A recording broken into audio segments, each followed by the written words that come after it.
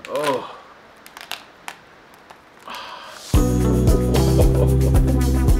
Wow.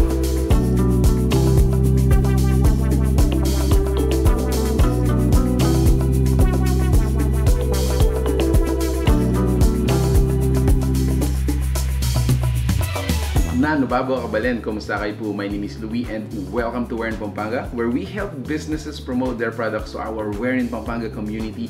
For today's vlog, we would like to thank GMK Kitchenette for sending us itong premium crab meat paste. Grabe guys, look at this. Imagine eating this one, diba? Oh.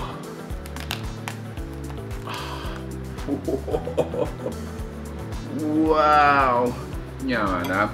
Now, I understand for sure there's a different excitement, experience in eating these kinds of fresh crabs. But there are some times, no, ayaw natin yung hassle ng paghihimay ng laman. On the other hand, kung gusto mo naman yung lasa, yung amoy, yung, you know, the flavor, available naman yan sa mga ganitong klase ng packaging. So this is from GMK Kitchenette. Again, these are premium crab pastes. Although you can actually use this alternative ingredient to other dishes like pasta.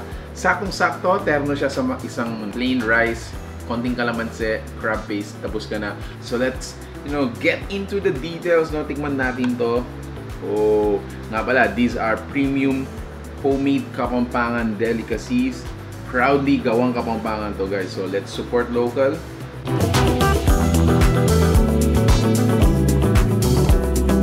Let's taste it.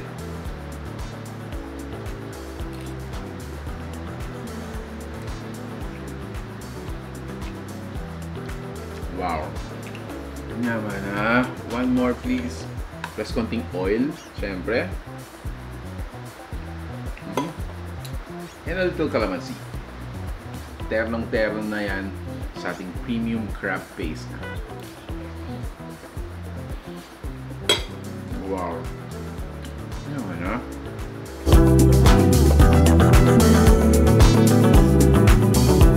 Ayun guys, if you're interested to try this one, this is just 350 per bottle. Make sure to check out or message po yung fan page that we're gonna be tagging dito sa video na to. Last one before I leave you. Sobrang sulit. But this one, all in. You gotta try this one. Guys, if you like the food you saw in this video, please give it a thumbs up, share it with your friends, stay safe, and I hope to see you in the next one. Peace out, guys. Bye.